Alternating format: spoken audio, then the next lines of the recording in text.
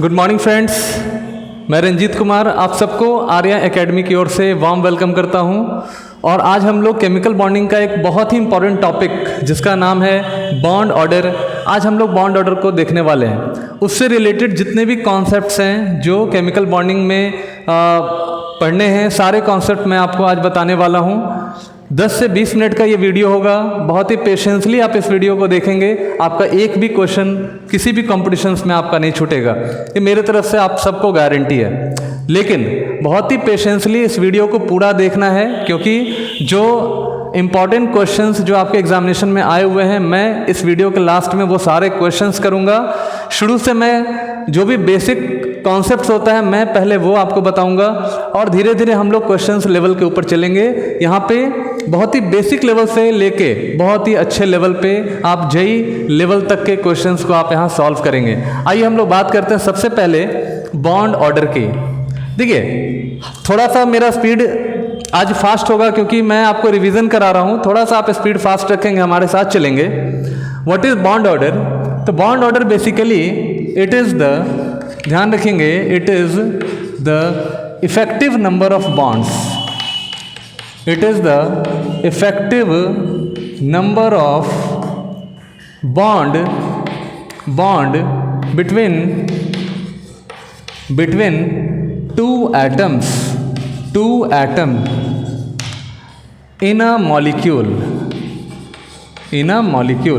Simple सा बात यहाँ पे आपको ये समझना है कि दो एटम के बीच में इफेक्टिव नंबर ऑफ बॉन्ड्स कितने हैं। जैसे आप एग्जांपल के तौर पे यहाँ देख सकते हैं, मान लीजिए कि आपके पास हाइड्रोजन मॉलिक्यूल है और H के बीच में एक सिंगल बॉन्ड है, तो हम यहाँ सीधे कहेंगे बॉन्ड ऑर्डर इसका 1 हो जाएगा।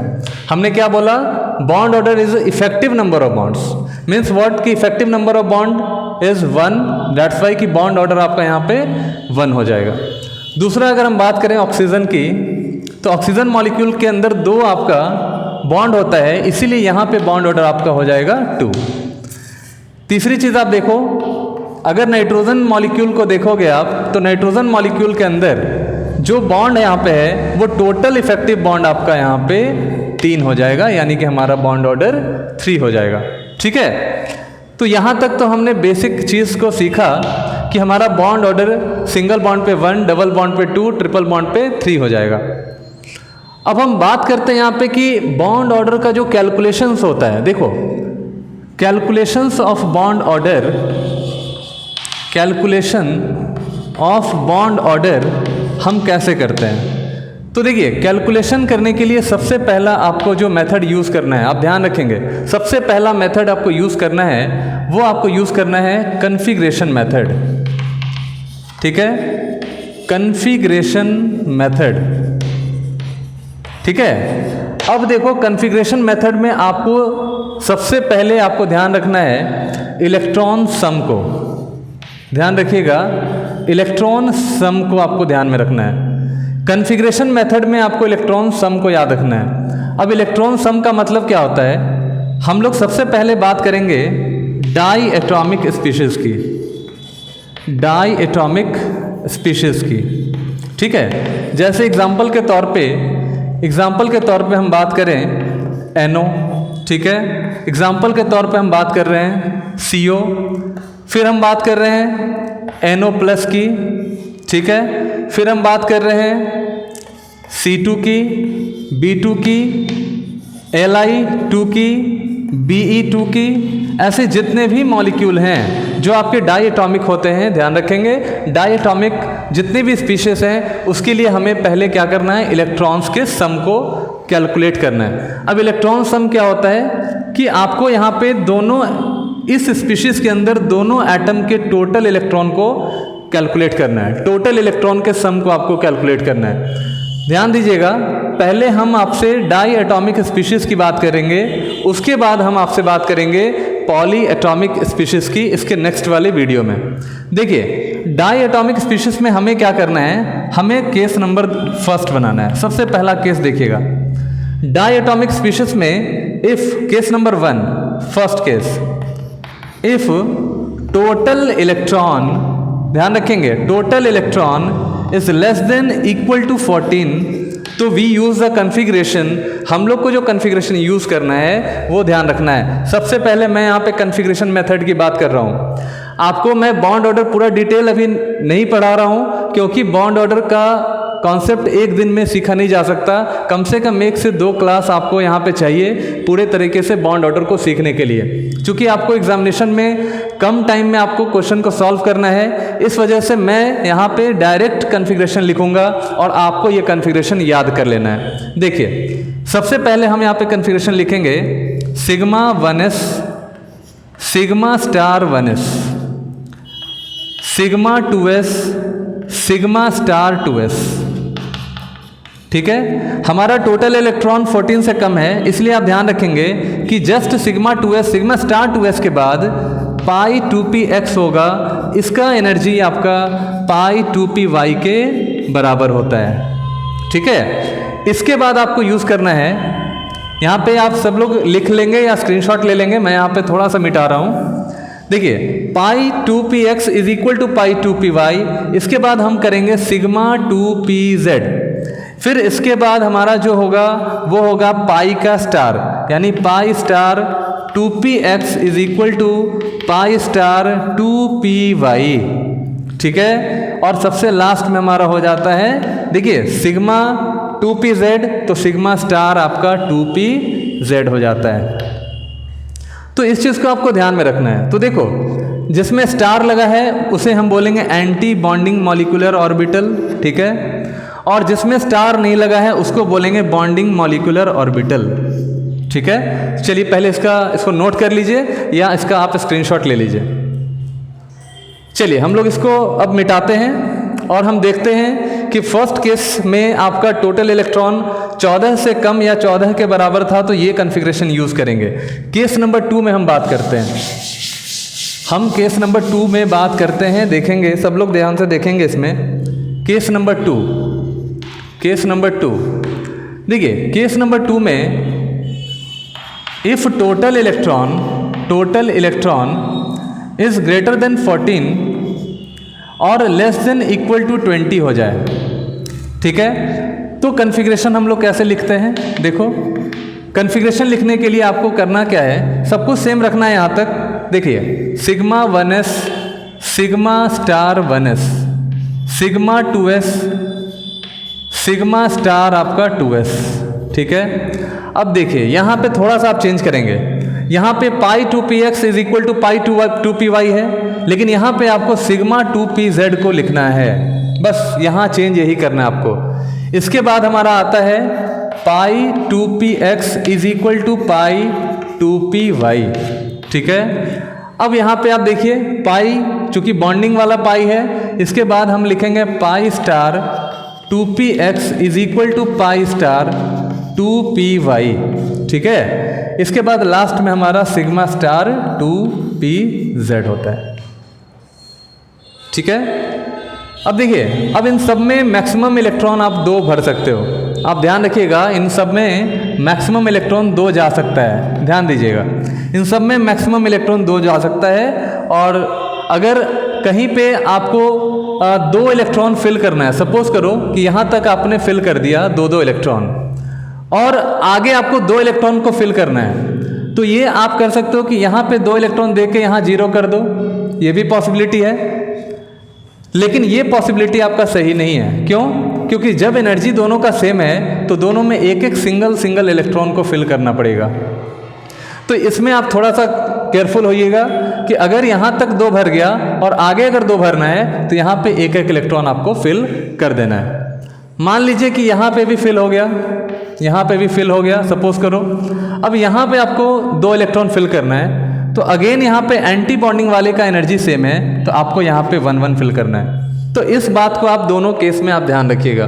पहला केस मैंने आपको बताया कि अगर डायटॉमिक का केस है, जितने भी डायटॉमिक के केस थे उनमें ध्यान रखेंगे कि 20 इलेक्ट्रॉन, टोटल 20 इलेक्ट्रॉन तक का कन्फिग्रेशन हमने यहाँ पे ऐसे लिख लिया। अब इसके ऊपर हम बॉन्ड ऑर्डर कैसे निकालते हैं, तो उसके लिए आइए हम लोग बात करते हैं कि बॉन्ड ऑर्डर को कैलकुलेट कैसे करते हैं। टोटल इलेक्ट्रॉन भी हम कैलकुलेट कर सकते हैं, कन्फिग्रेशन भी लिख सकते हैं, बॉन्ड ऑर्डर निकालते कैसे हैं उसे ज़रा समझिए। आइए देखते हैं। इसको स्क्रीनशॉट सब लोग ले लो, सब लोग स्क्रीनशॉट ले लो। आइए हम बात करते हैं कि कैलकुलेशन कैसे करेंगे। देखिए, बॉन्ड ऑर्डर का जो कैलकुलेशन होता है, ध्यान रखिएगा, कैलकुलेशंस ऑफ बॉन्ड ऑर्डर। देखो, सबसे पहले आपको क्या करना है ना कि बॉन्ड ऑर्डर का मतलब होता है इफेक्टिव नंबर ऑफ बॉन्ड्स, ठीक है। तो आपका दो तरीका है कैलकुलेट करने का। एक तरीका तो आपका है कि आप यहाँ पे सिंपल सा फॉर्मूला जो हम मॉलिक्यूलर ऑर्बिटल थ्योरी से बॉन्ड ऑर्डर को निकालने के लिए हम यूज़ करते हैं बॉन्ड ऑर्डर के लिए, वो हम यूज़ कर लेंगे। That is NB minus Na/2। What is NB? NB is bonding electron. ये आपका बॉन्डिंग इलेक्ट्रॉन होता है, ठीक है, ध्यान रखिएगा।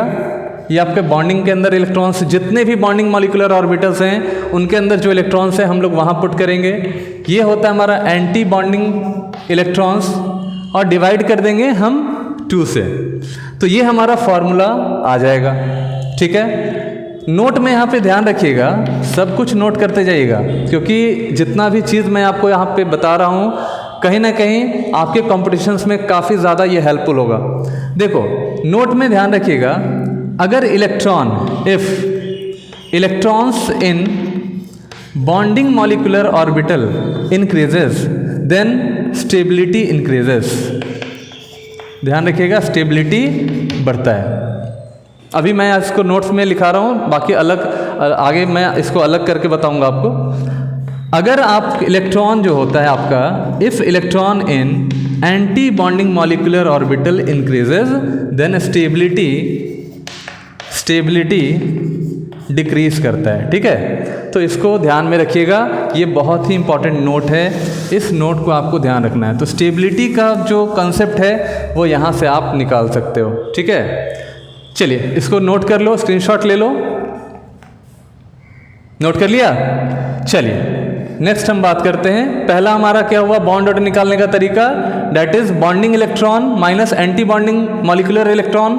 जो भी इलेक्ट्रॉन बॉन्डिंग मॉलिक्यूलर ऑर्बिटल में जाएगा वो हमारा NB होगा, Na होगा, और बाई 2 कर देना, आपका निकल जाएगा टोटल बॉन्ड ऑर्डर, ठीक है। जैसे एक एग्जाम्पल से मैं आपको समझाता हूँ इसको। देखो, एक एग्जाम्पल से ज़रा समझ लीजिए। आपको मान लो आपके क्वेश्चंस में दिया गया है, सपोज करिए C2। आपको C2 का बॉन्ड ऑर्डर फाइंड करना है और इस फॉर्मूले को यूज़ करके फाइंड करना है। कैसे करोगे? सबसे पहले आपको टोटल इलेक्ट्रॉन फाइंड करना है। देखिए, टोटल इलेक्ट्रॉन कैसे निकालोगे? तो कार्बन के पास टोटल जो इलेक्ट्रॉन होता है उसका एटॉमिक नंबर के बराबर होता है। तो एटॉमिक नंबर इसका कितना होता है? तो कार्बन का एटॉमिक नंबर 6 होगा। 2 कार्बन है तो 6 × 2 कर लेना, तो यहाँ पे टोटल 12 इलेक्ट्रॉन्स हो जाएंगे। यानी कि ये जो 12 इलेक्ट्रॉन है ये 14 से कम है कि नहीं है?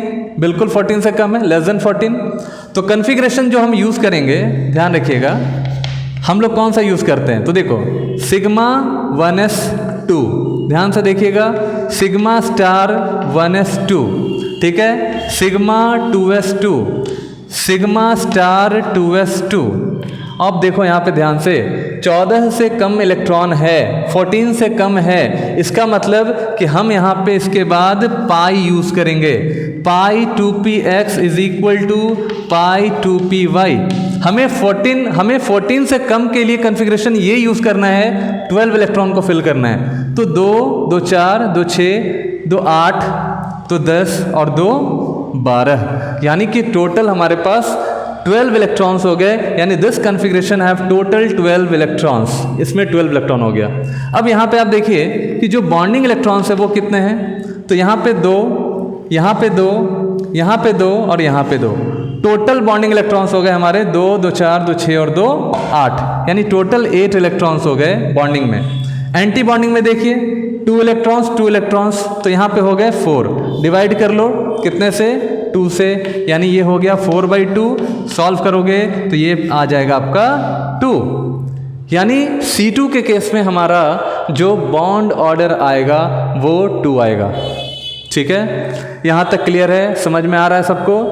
चलिए ये तो हमारा 14 से कम वाले के लिए एक एग्जांपल मैंने आपको दिया है। अब यहाँ 14 से कम में जितने भी कॉन्फ़िगरेशन का आप लिखोगे वो सब ऐसे ही लिखोगे। एक्सेप्शन एक मैं आपको बता रहा हूँ, यहाँ पे C2 के अंदर कोई एक्सेप्शन नहीं है। यहाँ देखिएगा, हम यहाँ पे एक्सेप्शन केस भी करने वाले हैं। देखो, एक एक्सेप्शन केस है। देखिए, हमें कॉन्फ़िगरेशन यहाँ पे देखना है, देखिएगा ध्यान से, B2 का कॉन्फ़िगरेशन निकालना है, ठीक है। तो B2 के केस में आप देखोगे तो बोरन के पास कितने इलेक्ट्रॉन्स होंगे, तो बोरन के पास होंगे 5, 5 टू ज़ा 10, तो टोटल इलेक्ट्रॉन हमारा 10 हो जाएगा, ठीक है। मैंने इसके पहले बताया था कि अगर आपके पास, देखो इसको ध्यान से समझिएगा, इसको ध्यान से समझेंगे। यहाँ भी 14 से कम इलेक्ट्रॉन है, यहाँ पे भी आपको लेस देन 14 है, तो कॉन्फ़िगरेशन कैसे लिखा जाएगा। तो फिलिंग स्टार्ट कीजिए। यहाँ पे 2, इधर 2, यहाँ पे 2 इलेक्ट्रॉन, इधर 2 इलेक्ट्रॉन, 2, 2 4, 2 6 और 2 8 इलेक्ट्रॉन हो गया। अब आपके पास यहाँ पे देखो, यहाँ पे चांस है कि 2 0 कर दो या 1 1 कर दो। अगर आपके पास नॉलेज नहीं है और आपके पास कॉन्सेप्ट नहीं है तो आप हो सकता है कि ये करके आओ एग्ज़ाम में, और जब ये करके आइएगा तो अनपेड इलेक्ट्रॉन नहीं बचेगा, लेकिन अगर ये करके आइएगा तो अनपेड इलेक्ट्रॉन आपका बचेगा। अगर आपने ये किया है तो इससे इस वाले पूरे कॉन्फ़िगरेशन के अंदर एक भी अनपेड इलेक्ट्रॉन नहीं आएगा, लेकिन आपने यहाँ पे किया है तो आपके पास अनपेड इलेक्ट्रॉन आएगा। और आपको ये पता है कि जहाँ पे पेयर्ड इलेक्ट्रॉन होता है वो डायामैग्नेटिक होता है, और जहाँ पे अनपेड इलेक्ट्रॉन होता है वहाँ पे पैरामैग्नेटिक होता है।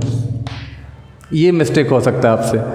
तो आपको यहाँ पे B2 के केस में ध्यान रखना है कि यहाँ पे 2 1 का कॉन्फ़िगरेशन नहीं लिखना, यहाँ पे 1 1 का कॉन्फ़िगरेशन लिखना, क्योंकि इन दोनों का जो एनर्जी है वो आपका सेम है, इक्वल है। आपको ये चीज़ ध्यान में रखना है। चलिए, तो ये हम 14 से कम वाले का सारा कॉन्फ़िगरेशन हमने देखा। इसके बाद हम बात करते हैं सेकंड केस नंबर 2। देखो, अब हम बात करते हैं केस नंबर 2 के ऊपर। देखिएगा, हमारा केस नंबर 2 के ऊपर हम बात कर रहे हैं। Case number 2, if total electron is greater than 14 and less than equal to 20, तो उसके लिए कॉन्फ़िगरेशन क्या होगा। तो यहाँ पे आप ध्यान रखेंगे, जो कॉन्फ़िगरेशन होता है, मैंने आपको कॉन्फ़िगरेशन बताया, और उस कॉन्फ़िगरेशन के अंदर हमें एक एग्जांपल को करना है। पहले मैं यहाँ कॉन्फ़िगरेशन लिख देता हूँ, sigma 1s, sigma star 1s, sigma 2s, sigma star 2s। फिर आप देखो, यहाँ पे मैंने आपको बताया था पाई नहीं होगा, पाई 14 से कम वाले के केस में होगा, लेकिन यहाँ पे हो जाएगा आपका सिग्मा 2pz। फिर आपका हो जाएगा pi 2px is equal to pi 2py। फिर यहाँ पे देखिए, सिग्मा का स्टार यानी एंटी बॉन्डिंग सबसे लास्ट में जाता है, दोनों केस में अभी पाई का स्टार आएगा। Pi star 2px is equal to pi star 2py, इसको ध्यान में रखेंगे। और सिग्मा स्टार 2pz ये सबसे लास्ट में आएगा इन दोनों केसेस में। इस चीज़ को आपको ध्यान में रखना है। बात समझ में आ रही है। अब हम एक एग्जांपल करते हैं। देखो, हमारे पास एग्जांपल अब आ जाता है। सपोज करो हमने एक एग्जांपल लिया O2 माइनस का, ठीक है। O2 माइनस का मतलब एक इलेक्ट्रॉन इसने एक्सेप्ट किया है, ठीक है। अब O2 माइनस में टोटल इलेक्ट्रॉन काउंट करो, टोटल इलेक्ट्रॉन काउंट कर लीजिए कितना होता है। तो ऑक्सीजन का एटॉमिक नंबर होता है 8 टू द 16 में एक इलेक्ट्रॉन और ऐड कर लो तो 16 1 17 हो जाएगा। अब यहाँ देखिएगा कि 17 इलेक्ट्रॉन को कैसे हम फिल करते हैं। तो सबसे पहले 2-2 इलेक्ट्रॉन फिल करते चलो। यहाँ तक आपको कितना हो गया, 1 2 3 4 5, 5 टू द 10, 2 2 इक्वल कर दिया हमने, 10 4 14 के बाद आप देखो 17 भरना है, 15 16 17 18 हो जाएगा। आपको यहाँ पे 2, अब देखो कोई चांस ही नहीं है। आपको यहाँ पे 1 भरना ही भरना है, क्योंकि यहाँ तक 14 और आगे आपको 3 इलेक्ट्रॉन भरना है। तो क्या करोगे आप, 2 यहाँ दे दो, 1 यहाँ दे दो, ठीक है, ये कन्फिग्रेशन चलेगा क्योंकि 3 ही को फिल करना है। तो अभी देखो यहाँ पे कि यहाँ पे एक अनपेयर्ड इलेक्ट्रॉन आ गया, अनपेयर्ड इलेक्ट्रॉन यहाँ पे आपको मिल गया। अब अनपेयर्ड इलेक्ट्रॉन मिलने का मतलब है कि हमारा जो ये स्पीशीज है दैट इज पैरामैग्नेटिक। यहाँ पे आप सीखते चले जाओ कि पैरा कहाँ हो सकता है, डाया कैसे हो सकता है, ये सब आपको शॉर्ट ट्रिक में भी मिलेगा। मैं आपको शॉर्ट ट्रिक भी बताऊंगा और उसमें भी आपको ऐसे ही करना है। लेकिन पहले कन्फिग्रेशन से तो देख लो। मान लो आपको ट्रिक याद नहीं रहा, कन्फिग्रेशन आपको याद है, आप कन्फिग्रेशन की मदद से आप आराम से कर सकते हो। कंसेप्ट बहुत ज़रूरी है। आप कंसेप्ट को अगर सीखते हैं तो आपका क्वेश्चन कभी गलत नहीं होगा। कंसेप्ट कभी भी आपको धोखा नहीं दे सकता है, लेकिन ट्रिक हो सकता है कभी कभी धोखा दे दे, लेकिन कंसेप्ट आपको धोखा नहीं देगा। कंसेप्ट लॉजिक आपको लगाना पड़ेगा। तो अगर O2 माइनस के केस में देखा जाए तो ये हमारा क्या हो जाएगा, दिस इज योर पैरामैग्नेटिक, ये आपका हो जाएगा पैरामैग्नेटिक। अगर यहीं पे अगर मान लो O2 माइनस के जगह पे O2 2 माइनस हो जाता, O2 2 माइनस हो जाता, तो 1 minus means what, 17 electron, 1 electron और इसने ऐड किया, इसका मतलब यहाँ पे 1 इलेक्ट्रॉन और ऐड हो गया। इसका मतलब कि ये यहाँ पे पेयर्ड हो गया, मीन्स व्हाट कि दिस स्पीशीज इज डायामैग्नेटिक, ये आपका हो जाएगा डायामैग्नेटिक। तो ये बेसिकली कॉन्सेप्ट के बेस पे हमने सारे कैलकुलेशंस किए। बॉन्ड ऑर्डर अब आपको पूछे कि बॉन्ड ऑर्डर बताओ क्या होगा इस स्पीशीज का, तो आपको सबसे पहले यहाँ पे बॉन्ड ऑर्डर मैं निकाल के दिखाता हूँ। देखो सबसे पहले O2 माइनस के केस में देखिए, O2 माइनस के केस में यहाँ पे हमने क्या लिखा था, यहाँ पे हमने 1 लगाया था। बॉन्डिंग इलेक्ट्रॉन देख लो, 2 to 4 to 6 to 8 to 10 आपका टोटल बॉन्डिंग इलेक्ट्रॉन था, माइनस एंटी बॉन्डिंग देख लो, 2 to 4 to 6 1 कितना हो जाएगा, 6 1 7, आपके पास 7 इलेक्ट्रॉन हो जाएगा यहाँ पे। 7 divide by what, divide by 2। आप इसको फिर से एक बार चेक कर लो, 2 2 4 सॉरी 2 2 4 2 6, ठीक है, 6 2 8 2 10 के बाद, ठीक है, चलो 10 हो गया हमारा टोटल बॉन्डिंग। अब एंटी बॉन्डिंग कैलकुलेट कीजिए, 2 2 4 2 6 और 1 7 हो गया, यानी कि यहाँ पे आपका हो जाएगा डेट इज 3/2 यानी 1.5, यानी कि ये हमारा बॉन्ड ऑर्डर हो गया 1.5 का। तो आप इसको ध्यान रखेंगे कि O2 माइनस के केस में बॉन्ड ऑर्डर हो जाएगा 1.5। अगर यहाँ पे O2 माइनस 2 हो जाता देन व्हाट, कहाँ पे इलेक्ट्रॉन गया, एंटी बॉन्डिंग में ही इलेक्ट्रॉन चला जाएगा 2, ठीक है। तो एंटी बॉन्डिंग में अगर इलेक्ट्रॉन चला गया तो आप यहाँ पे एंटी बॉन्डिंग में एक एक्स्ट्रा इलेक्ट्रॉन इंक्रीज करके यहाँ पे 8 कर दो, ये हो जाएगा आपका क्या, 2/2 that is 1.0। This is your bond order. आप इस मेथड को यूज करके आप कैलकुलेट कर सकते हो, यानी हम कन्फिग्रेशन मेथड को यूज करके हम बॉन्ड ऑर्डर को निकाल सकते हैं, ठीक है। आइए हम लोग आगे नेक्स्ट बात करते हैं। अब हम लोग नेक्स्ट बात करते हैं एप्लीकेशंस ऑफ बॉन्ड ऑर्डर के ऊपर। चलिए एप्लीकेशंस देखते हैं बॉन्ड ऑर्डर का, कि हमारा जो एप्लीकेशन है, पहले इसका स्क्रीनशॉट ले लीजिए। हालांकि आप इसको जानते भी हो, लेकिन फिर भी आप इसका स्क्रीनशॉट ले लीजिए, एक बार आपका रिवीजन हो जाएगा। 15 से 20 मिनट अगर बॉन्ड ऑर्डर का रिवीजन कर लोगे, आपका क्वेश्चन नहीं छूटने वाला, आप क्वेश्चन को बना कर आओगे। देखिए आपका बॉन्ड ऑर्डर का एप्लीकेशंस क्या है, देखना applications of bond order. Bond order का यूज़ कहाँ कहाँ करेंगे, हम कहाँ कहाँ कर सकते हैं। सबसे पहला देखो यहाँ पे कि जो बॉन्ड ऑर्डर का यूज़ होता है, बॉन्ड ऑर्डर का यूज़ होता है वो स्टेबिलिटी को मेज़र करने के लिए यूज़ करते हैं। स्टेबिलिटी ध्यान रखिएगा, यानी अगर बॉन्ड ऑर्डर ज़्यादा होगा स्टेबिलिटी मॉलिक्यूल का ज़्यादा हो जाएगा। जैसे अगर आपसे अगर कोई सवाल पूछ दे, ये बताओ कि O2 प्लस और O2 माइनस के केस में ज़्यादा स्टेबिलिटी किसका होगा? आपसे ये सवाल अगर पूछ दे तो आप सिंपल बॉन्ड ऑर्डर को कैलकुलेट कीजिएगा। तो मैंने आपको बताया था कि बॉन्ड ऑर्डर जो कैलकुलेट आप करोगे उसका जो दो तरीका था, आप देख लो यहाँ पे टोटल इलेक्ट्रॉन काउंट कर लो। टोटल इलेक्ट्रॉन कितना होगा? 8 टू द 16 प्लस 1 का मतलब होता है एक इलेक्ट्रॉन आपने यहाँ से बाहर निकाल दिया, तो 16 में से एक चला गया तो ये हो जाएगा 15। तो आप निकाल लीजिएगा कि इसका जो बॉन्ड ऑर्डर आएगा वो आएगा आपका 2.5। आप करके देख लेना, NB minus NA total configuration लिख के आप देख सकते हो। O2 माइनस का आपका कन्फिग्रेशन यहाँ पे देख लो, टोटल इलेक्ट्रॉन कितना? 8 टू द 16, एक माइनस मतलब एक इलेक्ट्रॉन अंदर, यानी कि 17 हो गया। इसका जब आप बॉन्ड ऑर्डर निकालेंगे तो ये जो बॉन्ड ऑर्डर आएगा, आपका जो बॉन्ड ऑर्डर आएगा वो आएगा 1.5। ठीक है, आपका ये जो बॉन्ड ऑर्डर आएगा डेट इज 1.5। अब यहाँ पे आप ध्यान से समझेंगे कि बॉन्ड ऑर्डर इसका कम है और इसका बॉन्ड ऑर्डर ज़्यादा है। इसका मतलब स्टेबिलिटी जो होगा वो सबसे ज़्यादा किसका होगा? तो ये हो जाएगा O2 प्लस का ज़्यादा, O2 माइनस का कम। अकॉर्डिंग टू बॉन्ड ऑर्डर, हमारा बॉन्ड ऑर्डर डायरेक्टली प्रोपोर्शनल होता है स्टेबिलिटी का। ठीक है, स्क्रीनशॉट ले लीजिए जल्दी से।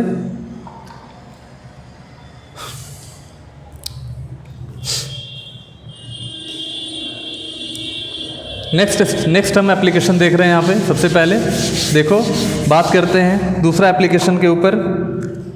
दूसरा एप्लीकेशन हमारा क्या होता है? Bond order directly proportional to bond energy.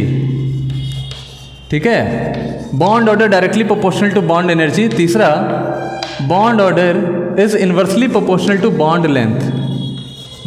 Length. ये ध्यान रखिएगा कि बॉन्ड ऑर्डर इन्वर्सली प्रोपोर्शनल होता है बॉन्ड लेंथ के, और बॉन्ड ऑर्डर डायरेक्टली प्रोपोर्शनल होता है बॉन्ड एनर्जी के। अब यहाँ पे एक बात ध्यान में रखिएगा आप कि बॉन्ड एनर्जी जो होता है वो इन्वर्सली प्रोपोर्शनल होता है बॉन्ड लेंथ का, और ये डायरेक्टली प्रोपोर्शनल होता है स्टेबिलिटी का। इस बात को भी आपको ध्यान में यहाँ पे रखना है। इसको आप ऐसे ब्रैकेट में नोट कर लेंगे और आप जानते भी होंगे इसको।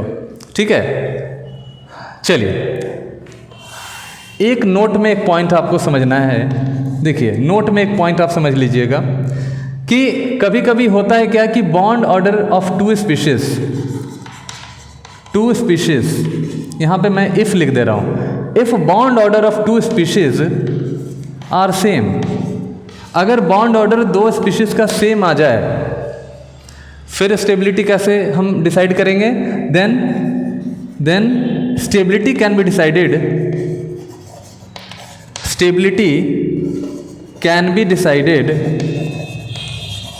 Decided by NB electrons and NA electron.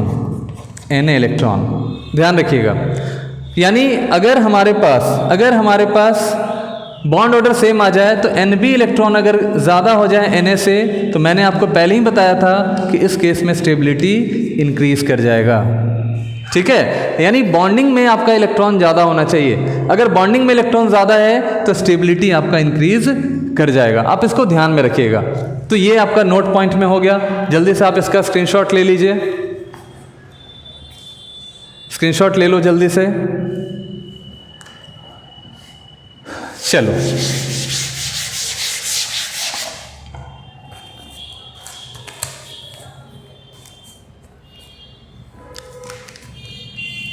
चलिए, तो ये हमारा बॉन्ड ऑर्डर हो गया। ठीक है, अब देखो, अब मैं आपको कैलकुलेशंस बताता हूँ कि बॉन्ड ऑर्डर का आप कैलकुलेशंस कैसे करेंगे और एग्जामिनेशन पॉइंट ऑफ व्यू से आप क्वेश्चंस को कैसे सॉल्व करेंगे। तो उसके लिए आपको सबसे पहला आपको मैंने बॉन्ड ऑर्डर को निकालने के लिए आपको जो मैंने ट्रिक बताया था, मैंने आपको जो कॉन्सेप्ट सिखाया था, पहला मैंने कॉन्सेप्ट सिखाया आपको, दैट इज़ कन्फिग्रेशन मेथड। पहला तो मैंने आपको ये सिखाया कि कन्फिग्रेशन मेथड के यूज़ करके आप कैसे बॉन्ड ऑर्डर को कैलकुलेट कर सकते हैं। दूसरा मैं आपको सिखाने जा रहा हूँ ट्रिक मेथड। देखिए थोड़ा सा तो चेहरे पे खुशी आई होगी ना ट्रिक मेथड कि अब हम सर से ट्रिक मेथड सीखने वाले हैं। आइए तो ट्रिक मेथड सीख लेते हैं, देखते हैं। अब ट्रिक मेथड में आप विदिन 5 सेकेंड्स के अंदर, विदिन 5 सेकेंड्स के अंदर क्या क्या बता सकते हो।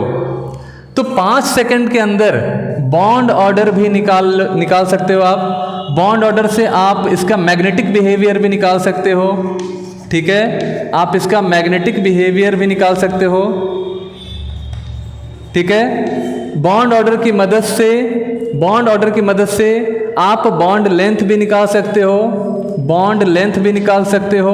बॉन्ड ऑर्डर की मदद से बॉन्ड एनर्जी भी निकाल सकते हो, और बॉन्ड ऑर्डर की मदद से स्टेबिलिटी भी आप निकाल सकते हो, अगर ये ट्रिक आप समझ गए तो।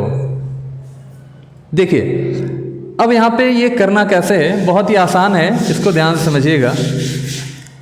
देखो आपको यहाँ पे एक रेफरेंस लेना होगा, देखिएगा ध्यान से देखिएगा सब लोग। आपको यहाँ पे क्या करना है कि आपको यहाँ पे देखना है कि बॉन्ड ऑर्डर हमारा, देखो एक बात याद रखना कि जो बॉन्ड ऑर्डर होगा, बॉन्ड ऑर्डर जो होगा वो हमारा क्या क्या हो सकता है। तो एच के केस में मैंने आपको बताया था कि बॉन्ड ऑर्डर आपका 1 होता है, ठीक है। ऑक्सीजन एटम के बीच में 2 होता है, और नाइट्रोजन के बीच में आपका 3 होता है। क्लियर है? 3 से ज़्यादा नहीं होगा, बॉन्ड ऑर्डर आपका 3 से ज़्यादा नहीं होगा। लेकिन एक एक्सेप्शन केस है, आपको ध्यान रखना है कि CO+ के केस में बॉन्ड ऑर्डर 3.5 होता है। आपको ये एक्सेप्शन केस आपको ध्यान में रखना है। अगर कभी पूछ दे तो आपको ये याद रखना है कि यहाँ पे CO के केस में जो बॉन्ड ऑर्डर होगा आपका डेट इज़ 3.5 होता है, उसको आपको ध्यान में रखना है, ठीक है। अब हमें क्या करना है कि इसको रेफरेंस मान लेना है 3, क्योंकि सबसे हाईएस्ट तो यही है, एक्सेप्शन तो एक हमारा 3.5 है। तो हमें क्या करना है कि 3 को रेफरेंस मान लेना है। अब यहाँ पे देखो, यहाँ पे लिखना है टोटल इलेक्ट्रॉन, और यहाँ पे लिखना है हमारा बॉन्ड ऑर्डर। देखिए हमने यहाँ पे क्या किया कि 14 वाले को, यानी टोटल इलेक्ट्रॉन N2 के केस में ध्यान रखिएगा, टोटल इलेक्ट्रॉन कितना हो जाएगा, 14 हो जाएगा, ठीक है। अब टोटल इलेक्ट्रॉन 14 हो गया, और इस केस में जो बॉन्ड ऑर्डर मिला आपको डेट इज़ 3 मिला आपको बॉन्ड ऑर्डर, ठीक है। तो हम 14 के लिए क्या लिखेंगे, 3 लिख देंगे। अब 14 से नीचे जाओ या 14 से ऊपर आओ। 14 से नीचे जाइएगा, जैसे आप मान लो 13 पे आ गए, तो बस आपको क्या करना है कि इसमें से 0.5 कम करते चलना है। चाहे आप ऊपर चलो चाहे नीचे चलो, ऊपर चल रहे हैं तो 0.5 से कम करेंगे तो बॉन्ड ऑर्डर हमारा 2.5 हो जाएगा, ठीक है। अगर 12 कर देंगे तो बॉन्ड ऑर्डर 2.0 हो जाएगा। अगर यहाँ पे 11 कर दिए तो बॉन्ड ऑर्डर हमारा 1.5 हो जाएगा, और अगर 10 कर दिए तो बॉन्ड ऑर्डर हमारा 1.0 हो जाएगा। बस एक सिंपल सा ट्रिक है, यूज़ कर लेना। यूज़ करने से आपका क्वेश्चन सॉल्व हो जाएगा, तो बहुत अच्छी बात है, आपको नंबर मिल जाएंगे, ठीक है। 14 के बाद आपका 15 हो जाएगा। तो देखो 15 के केस में यहाँ पे फिर से आप 0.5 कम करिए, या आप नीचे जाइए या आप ऊपर जाइए, किसी भी तरफ जाइए, आपको 0.5 से कम करना है। 16 हो गया, आपको क्या करना है, 2.0 करना है। 17 हो गया, आपको करना है 1.5। 18 करेंगे तो 1.0 हो जाएगा। इस तरह से करते हुए आप बॉन्ड ऑर्डर फाइंड कर लेंगे। अगर बॉन्ड ऑर्डर निकल गया तो क्या लगता है आपको कि बाकी सारी चीज़ों को आप निकाल सकते हैं या नहीं निकाल सकते? आप सोच के देखो, ठीक है। तो ये आपका एक छोटा सा ट्रिक है, ये आपका छोटा सा एक ट्रिक है, आप इसको यूज़ करिए, ठीक है। एग्ज़ाम में आपको ये यूज़ करना ज़्यादा बेनिफिशियल होगा। अगर आप कॉन्फ़िगरेशन के चक्कर में रह जाएंगे तो फिर आपको प्रॉब्लम हो जाएगा। देखो कॉन्फ़िगरेशन मैंने आपको इसलिए बताया कि आपको कॉन्सेप्ट याद रहना चाहिए, क्योंकि अगर आपको कॉन्सेप्ट याद है, आपको ट्रिक नहीं भी याद होगा, फिर भी आप कॉन्सेप्ट और लॉजिक को लगा के आप क्वेश्चंस को कर लेंगे। तो आइए हम कुछ क्वेश्चंस अब देखते हैं, जो भी एग्जामिनेशन पॉइंट ऑफ व्यू से क्वेश्चंस पूछे जाते हैं, जो सबसे ज़्यादा इम्पॉर्टेंट होता है, उन सारे क्वेश्चंस को अभी हम लोग यहाँ पे देखेंगे, करेंगे इसको।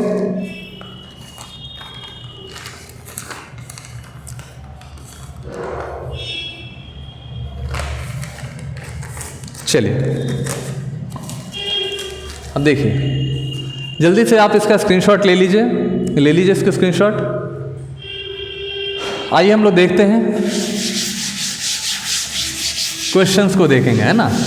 क्वेश्चंस को देखते हैं। देखो मैं आपको जितने भी क्वेश्चंस यहाँ पे अभी आपको मैं कराऊंगा वो सारे क्वेश्चंस कहीं ना कहीं किसी ना किसी कॉम्पिटिशन्स में पूछे गए हैं। वो सारे क्वेश्चंस मैं आपको यहाँ पे उनमें से जो सबसे अच्छा क्वेश्चन होगा और सबसे सिलेक्टेड क्वेश्चन होगा मैं आपको वो सारे क्वेश्चंस आपको मैं अभी डिस्कस करूँगा। आप देखो यहाँ पे ध्यान से देखना, सब लोग ध्यान से देखो बॉन्ड ऑर्डर आपको ध्यान रखिएगा कि जो हमारा बॉन्ड ऑर्डर होगा, ठीक है, बॉन्ड ऑर्डर होगा उससे हम कई सारे चीज़ कैलकुलेट कर लेते हैं, ठीक है। आप बॉन्ड एनर्जी कैलकुलेट कर सकते हो, स्टेबिलिटी कैलकुलेट कर सकते हो, बॉन्ड लेंथ कैलकुलेट कर सकते हो, सब कुछ कैलकुलेट कर सकते हो। देखिए सपोज करो एक बॉन्ड ऑर्डर हमारा यहाँ पे एक 3 आ गया, ठीक है, एक हमारा 2.5 आ गया, एक हमारा आ गया 2.0। अब आपको ये पूछ रहा है कि इनमें से स्टेबिलिटी का ऑर्डर फाइंड कीजिए। आपको क्या पूछ रहा है, स्टेबिलिटी बताइए। तो अगर आप लेफ्ट से राइट जाइएगा तो स्टेबिलिटी क्या होगा, स्टेबिलिटी क्या होगा सोचो, ये आपका डिक्रीज करेगा, ठीक है। स्टेबिलिटी आपका यहाँ डिक्रीज करता है। लेफ्ट से राइट जाने पे ध्यान रखिएगा कि जब लेफ्ट से राइट जाते हैं तो बॉन्ड एनर्जी जो होगा वो आपका जब स्टेबिलिटी डिक्रीज करेगा तो बॉन्ड एनर्जी भी डिक्रीज करेगा, ठीक है, क्योंकि बॉन्ड ऑर्डर कम हो रहा है। अगर बॉन्ड लेंथ की बात करें, अगर हम बॉन्ड लेंथ की बात करें तो बॉन्ड लेंथ आपका इंक्रीज करता है क्योंकि ये बॉन्ड एनर्जी का इन्वर्सली प्रोपोर्शनल होता है। तो ये 3 बात आपको ध्यान में रखना है। इसका भी स्क्रीनशॉट ले लीजिए और इसको यूज़ करके अब हम क्वेश्चन को स्टार्ट करने वाले हैं। हाँ, एक चीज़ और आप यहाँ याद रखिएगा नोट पॉइंट में कि आपसे मैग्नेटिक बिहेवियर पूछता है, ठीक है। तो मैग्नेटिक बिहेवियर निकालने के लिए यहाँ पे देखो, यहाँ पे मैं थोड़ा सा इसको यहाँ पे मिटा रहा हूँ और आप इसको देखिए मैग्नेटिक बिहेवियर कैसे निकाल सकते हैं। बहुत बार आप देखोगे कि क्वेश्चन आपसे पैरामैग्नेटिक और डायामैग्नेटिक के बेस पे पूछता है, तो मैं ट्रिक के मदद से ही उसको बता रहा हूँ। देखो 18 में कितना हो जाएगा, 18 में हो जाएगा 1.0, ठीक है। 19 में कितना हो जाएगा 0.5। अब देखिए यहाँ पे नोट में ध्यान रखिएगा, अगर टोटल इलेक्ट्रॉन जो आया है अगर वो इवन आ जाए तो वो आपका डायामैग्नेटिक होगा, डायामैग्नेटिक हो जाएगा। इसको ध्यान रखिएगा। एक्सेप्शन केस आप एक याद रखेंगे, यहाँ पे एक्सेप्शन जो केस है